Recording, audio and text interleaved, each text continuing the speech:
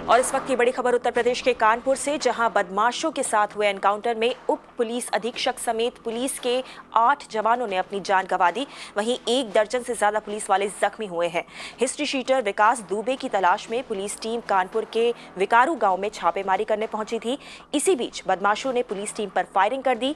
Police पर हुई अंधाधुंध फायरिंग में उत्तर प्रदेश पुलिस के 8 जवान शहीद हो गए। घटना के बाद एसएसपी और आईजी मौके पर पहुंच चुके हैं और ये बड़ी खबर कानपुर से आती हुई। देखिए, एक बहुत शातिर अपराधी है जिसका नाम है विकास दुबे। इसके अगेंस्ट 60 केसेस करीब दर्ज हैं। ये हिस्ट्री शीटर भी है। इसके विरुद्ध एक केस दर्ज हुआ था 307 का। एक व्यक्ति ने इसके खिलाफ दर्ज कराया था करीब 24 घंटे पहले। तो पुलिस पार्टी एक ऑपरेशन करने गई थी। क्योंकि ये बहुत शातिर अपराधी है और ये बराबर इस तरह का काम कर रहा था, तो उसको रेड करके पकड़ने के लिए हमारी पार्टी गई थी वहाँ पर। और इन लोगों ने वहाँ पर जेसीबी लगा दिया अपने गांव में, जहाँ पे पार्टी जा रही थी, जिस कारण गाड़ी वगैरह ऑब्स्ट्रक्ट हुई हमारी। और जब फोर्स उतरा तब इन्होंने फायरिंग की और हम लोगों ने उसमें जवाबी फायरिंग भी की। लेकिन चूँकि ये हाइट पर खड़े हुए थे लोग शायद अंधेरे में, तो इस वजह से जवाबी फायरिंग में हमारे आदमियों पे गोलियां लगी हैं, जिसमें 8 आदमी शहीद हुए हैं, जिसमें हमारे लोकल सीओ साहब भी हैं और उनके साथ 3 सब इंस्पेक्टर्स और अन्य 4 कांस्टेबल्स हैं जिनको वीरगति प्राप्त हुई। और इसके अलावा करीब 7 आदमी हमारे घायल भी हुए हैं और वो ऑपरेशन अभी भी जारी हैं, क्योंकि ये लोग भाग गए हैं अंधेरे का फ़ायदा उठा करके।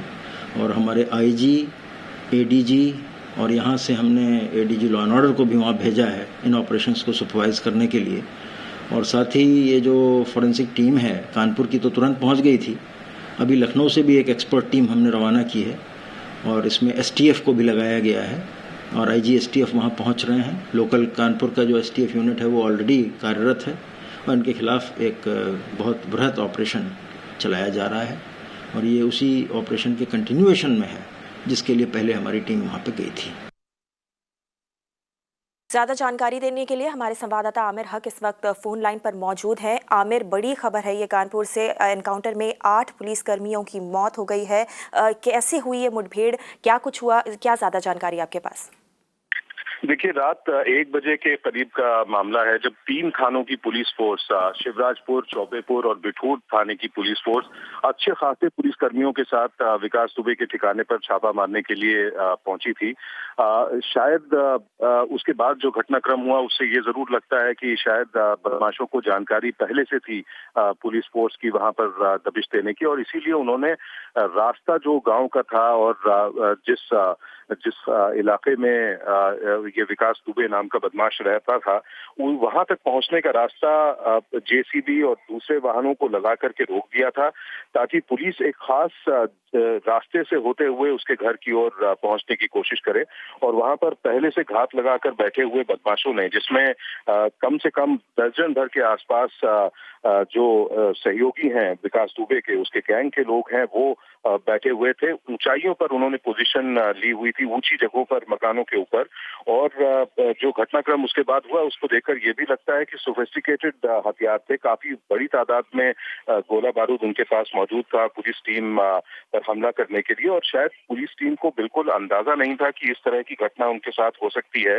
देर रात का वक्त था, जाहिर था अंधेरा था, और ऐसे में पुलिस टीम पूरी तरह से घिर चुकी थी। और चूंकि ऊंची जगहों पर पोजीशन ली हुई थी इन बदमाशों ने विकास दुबे के साथ साथ, उस फायरिंग में 8 पुलिस वाले मारे गए, जिनमें डीएसपी रैंक के एक सर्कल ऑफिसर शामिल हैं और साथ ही साथ 3 सब इंस्पेक्टर स्तर के पुलिस वाले, जिनमें से एक स्टेशन हाउस ऑफिसर भी थे पुलिस स्टेशन के, और साथ ही साथ 4 पुलिस कांस्टेबल्स की भी मौत हो गई इस घटना में। तो बेहद हैरान कर देने वाली, बेहद चौंका देने वाली घटना, खासतौर से पिछले 3 साल से जिस तरह से मुख्यमंत्री योगी आदित्यनाथ ने पुलिसिंग की थी उत्तर प्रदेश में, और खुद पर्सनली देखा था कि पुलिसिंग बेहतर से बेहतर की जाए और खासतौर से अपराधियों पर नकेल कसी जाए, इसके लिए सारे इंतजाम किए थे। लेकिन इस घटना के बाद ऐसा लगता है कि शायद उसका असर अभी भी कुछ ऐसे अपराधी हैं जिन तक नहीं पहुंच पाया, क्योंकि पिछले हमने 3 सालों में देखा कि बहुत से अपराधी ऐसे थे जिन्होंने थानों में जाकर, कोर्ट्स में जाकर सरेंडर किया, हाँ इस जी। वजह से क्योंकि उनको डर लगता था कि पुलिस उनका एनकाउंटर कर देगी, उनको एनकाउंटर में मार गिराया जाएगा। लेकिन इस घटना में शामिल विकास दुबे को लेकर बताया जाता है कि 60 के आसपास मुकदमे हैं उसके ऊपर, जिनमें हत्या और हत्या की कोशिश जैसे मुकदमे भी संगीन धाराओं में शामिल हैं।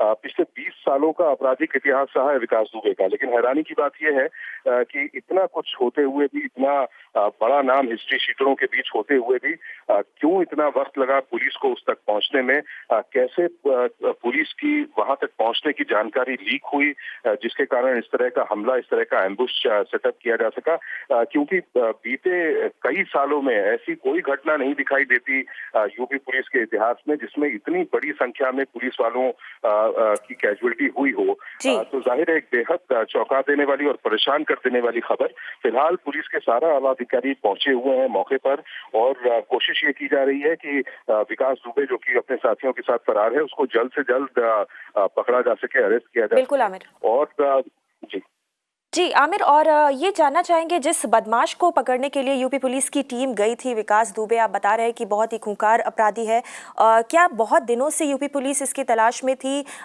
इसके बारे में, इस अपराधी के बारे में ज्यादा जानना चाहेंगे।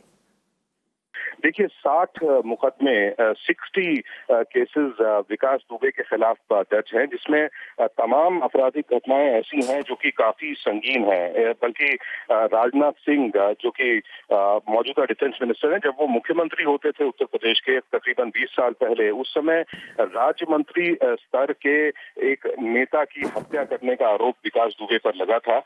उसके बाद तमाम संगीन धाराओं में उसके ऊपर मुकदमे दर्ज हुए और हाल के दिनों में कानपुर में राहुल नाम के एक शख्स ने मुकदमा दर्ज कराया था विकास दुबे के खिलाफ, जिसको लेकर के पुलिस टीम दबिश देने के लिए गई हुई थी। अब आप इसी से अंदाजा लगा सकते हैं कि कितना बड़ा दुर्दांत अपराधी और हिस्ट्री शीटर रहा होगा विकास दुबे, कि 3 थानों की पुलिस फोर्स वहां पर पहुंची थी उसको गिरफ्तार करने के लिए, उसके घर पर रेड करने के लिए।